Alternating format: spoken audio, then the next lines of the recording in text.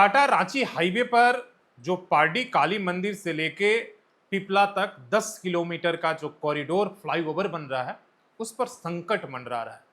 आपने ये खबर जरूर सुनी होगी, लेकिन अखबारों में भी सुनी कि बड़ी सौगात मिलने वाला है, लेकिन उसमें बड़ा एक संकट और पेच फंस गया है क्लियरेंस को लेकर। फॉरेस्ट डिपार्टमेंट का 900 मीटर का फॉरेस्ट का एरिया है, ये 10 किलोमीटर का जो पूरा फ्लाईओवर कॉरिडोर बन रहा है, जिससे कहा जा रहा है कि देखिए जो जाम लगने वाला है खासकर पारडी के पास लगता है वो कहीं ना कहीं इससे क्लियर हो जाएगा। इसलिए जितनी भी बड़ी गाड़ियां हैं बहरागोड़ा के तरफ जाने वाली, कोलकाता के तरफ जाने वाली, वो फ्लाईओवर के जरिए निकल जाएंगी। इसलिए इतना बड़ा जो है कॉरिडोर बन रहा है और लंबे समय से इसकी प्रक्रिया शुरू हुई है। काफी कुछ आपने देखा होगा, फ्लाईओवर का निर्माण का कार्य आगे बढ़ा है, पिलर जो है सैकड़ों पिलर जो है बन गए हैं, लेकिन ये जो 900 मीटर का पैच है यहाँ कोई काम नहीं हो पाया है। ये पैच फॉरेस्ट डिपार्टमेंट का है। जो 300 मीटर का एरिया है वो सरायकेला जिला में आता है और 600 मीटर जो है वो आपका पूर्वी सिंहभूम जमशेदपुर में आता है। कई लेवल का क्लियरेंस होना है, जिसमें पहले फर्स्ट फेज का थोड़ा बहुत क्लियरेंस मिला हुआ है और काम शुरू हुआ है, खासकर सरायकेला का जो पैच है वहां पर, लेकिन उसमें भी कंडीशनल मिला हुआ, कंडीशन के साथ कि आप क्या कर सकते हैं। जैसे पहाड़ काटना है तो आप मैनुअली काटेंगे, मतलब किसी भी मशीनरी या एक्सप्लोसिव का इस्तेमाल आप नहीं करेंगे। तो इससे एक तो काम का लेट हो रहा है, दूसरा अभी कई लेवल का जो है क्लियरेंस बाकी है, जो राज्य के बाद हो सकता है केंद्र तक पहुंचेगा। और इसको लेकर लगता है कि जो काम पिछले 2 सालों में होना था, 2027 तक होना था, वो खींचकर 28 चला जाएगा।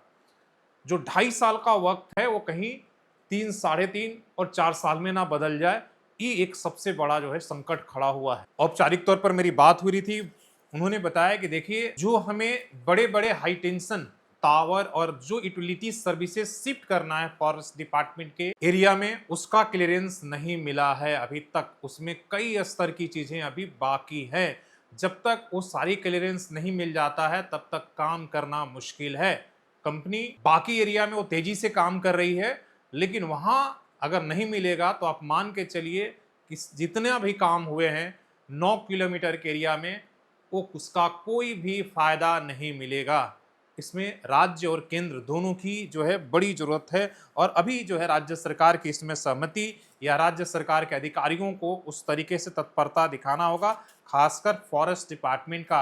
नहीं तो एक महत्वाकांक्षी परियोजना डिले होने की वजह से काफी जो है लोगों को परेशानी का सामना उठाना पड़ेगा। और आप देख रहे हैं कि झारखंड में जिस तरीके का एक रवैया है, अभी कुछ दिन पहले आपने देखा कि 4000 करोड़ का परियोजना केंद्र सरकार ने, खासकर एनएचआई ने, इसलिए कि जमीन उससे नहीं मिले, क्लियरेंस नहीं मिले, इसलिए उसने बंद कर दिया है। तो आप मान जाइए कि एक तरफ राज्य सरकारें अपनी राज्य में पैसा लाने के लिए, सड़क निर्माण के लिए लगातार वो कोशिश कर रही हैं, लेकिन दूसरी तरफ झारखंड में क्लियरेंस नहीं मिलने के या उदासीनता के वजह से, या जिस तरह का हमने अफसरशाही का सिस्टम बना दिया है फाइल को सालों साल तक डिले करने के, उसके वजह से खमियाजा राज्य का जनता और तमाम लोग भुगत रहे हैं। और उसके कहीं ना कहीं जद में हमारा ये 10 किलोमीटर का परियोजना भी देख रहा है कि हम काम हमारा 1 साल से अधिक हो गया, शुरू हुआ धरातल पर, और इसके बाद भी हमारे जो जरूरी क्लियरेंस हैं वो नहीं मिले हुए हैं और इसमें काफी वक्त लगेगा।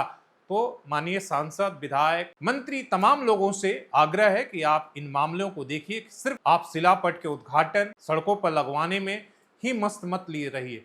आप होर्डिंग्स तो लगवा देते हैं कि जैसे सारा श्रेय आपका ही है, लेकिन जब इस तरह की दिक्कतें आती हैं तब आप कहीं दूर दूर तक नजर नहीं आते हैं। तो जनप्रतिनिधियों से, मंत्रियों से है कि इस तरह की अफसरशाही के लिए आप लेकर बैठक कीजिए, ताकि क्यों दिक्कत हो रही है, आखिर इसका नुकसान कौन भुगत रहा है। अगर जाम का संकट हो, एक्सीडेंट का हो, तमाम तरह की परेशानियां आ रही हैं। उस इलाके में रहने वाले आप देख रहे हैं कि पिछली बार पहली बारिश में ही पारडी के आसपास में बहुत सारी जो वीआईपी कॉलोनियां थी वो डूब गई। इसलिए डूबी कि वहां निर्माण कार्य चल रहा है और पहाड़ से जो पानी आता है उसका निकासी नहीं हो पाया। तो और वहां के लोग धूल, बारिश, तमाम तरह की ये दिक्कतें झेल रहे हैं ताकि आने वाला समय जो है वो सही हो। लेकिन अगर इस तरीके से प्रोजेक्ट को डिले किया जाएगा, इस तरीके से संकट खड़ा होगा, ध्यान अगर आप नहीं देंगे तो आप समझ लीजिए कि जनता और राज्य का दोनों का नुकसान कर रहे हैं।